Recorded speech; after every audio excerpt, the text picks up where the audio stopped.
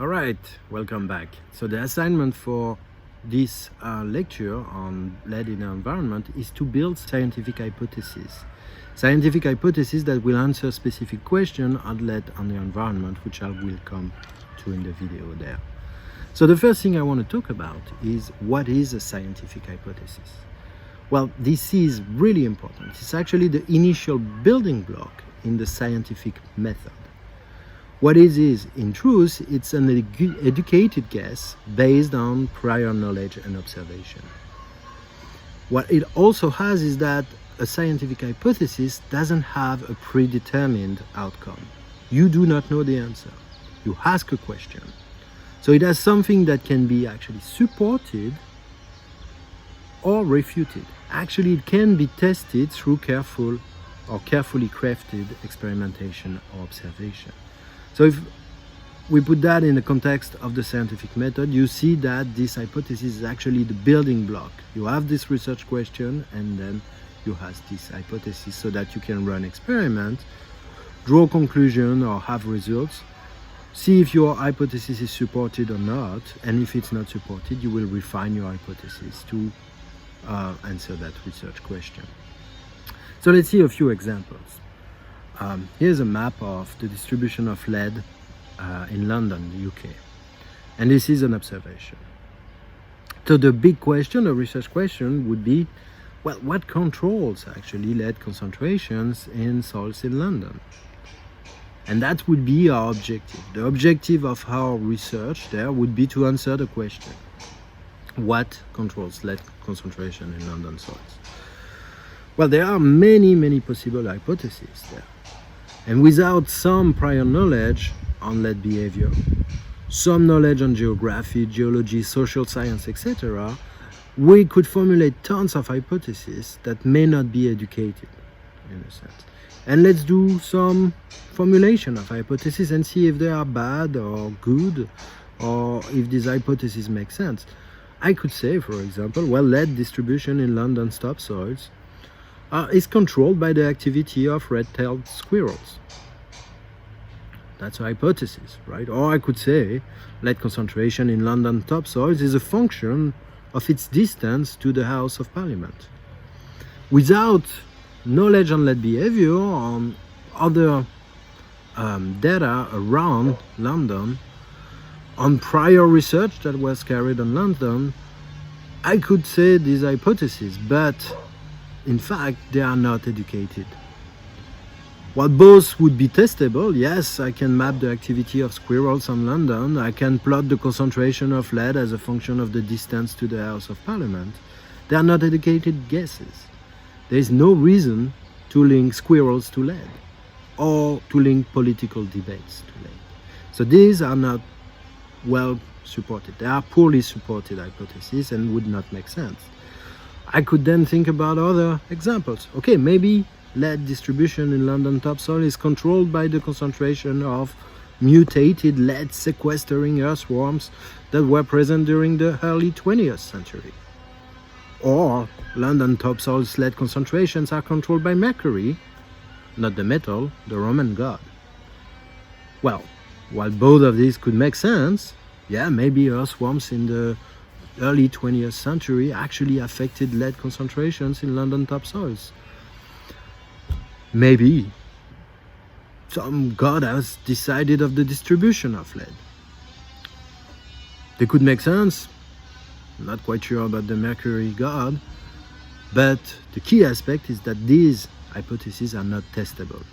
You cannot design an experiment to test the impact of earthworms that have disappeared nowadays, or a god that we do not know if it exists, on the distribution of lead in the environment.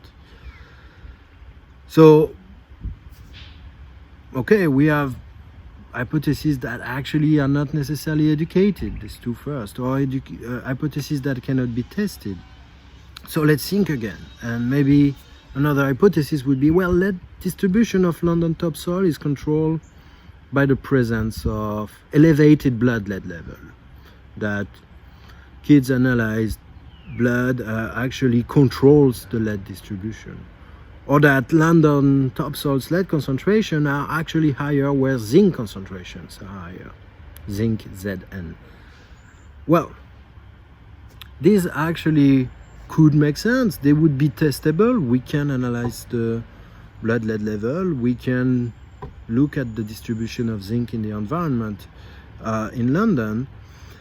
They are somewhat educated. There is a link between blood lead level, of course, and lead in the environment, and there is a link, which I've seen in the video about lead behavior in the environment, and that zinc is often associated with lead. But the way they are formulated there is that it doesn't account for the fact that the correlation or the coevolution of the parameters is linked. Zinc and lead are expected to correlate in soil. So if we test that hypothesis, we actually will not answer the question of the control, because the control will be the same on both. For the blood lead level, the literature indeed shows that high blood lead level is correlated with lead, but in fact is a result of lead distribution. So that blood lead level actually are controlled by lead in soils and not the opposite. So these hypotheses would not make sense, would not be accurate. So in order to think about good hypothesis for a topic like that, we need to have some information, some good information on that. And so for London, we could probably try to connect data set that exists.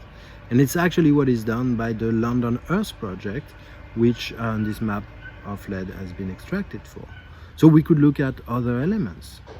How are other elements distributed in London? Maybe the nature of the soils. Maybe we can think about the traffic density. Is there a link between traffic density and lead? And analyze and look at all of these data sets to try to build our hypothesis, knowing what the behavior of lead in the environment is. And if we do that, we can maybe formulate hypotheses like lead concentration is controlled by soil aluminum content. This is an hypothesis that would make sense and that is testable. Why so? Because aluminum may have an effect on the pH, and the pH we know affect lead mobility in soils. We could also maybe suggest that lead concentration is controlled by the bedrock, the type of material that is present underneath the surface.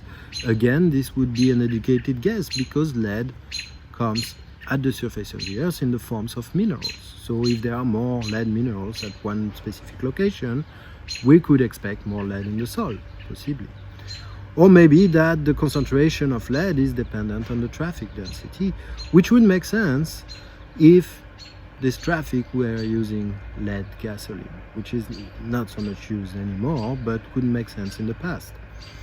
Now, these may or may not be verified hypotheses, but they make sense and they are testable because we can map the soil aluminum content, we can map the bedrock and the type of bedrock that is present, and we can look at the traffic density in London. So what we want you to do when you build this hypothesis is to use knowledge of the behavior of lead, that other video that I mentioned, and the two key points that are in there. Think about it. Think about these two key points and think, where does lead come from in these settings that I'm gonna look at, in these urban settings? Think about answering this question. Is the concentration of lead homogeneous in cities? Why is it so, if it is? Why is it not, if it is not? Can we predict lead concentrations in soils and waters? How can lead move or not move through the environment? So if you have these questions in mind, you can build your hypothesis related to the environmental setting that you decided to study, be it the lead distribution in the soils around your house or in a nearby park, be it lead concentration in waters of a specific fountain or tap. So hopefully that's going to help you build this hypothesis. Of course, we will give you feedback on this hypothesis and tell you whether or not these can be testable on and in which way this makes sense or not make sense. Don't hesitate to ask questions through email, through the office hours. We are always there to help you. Bye.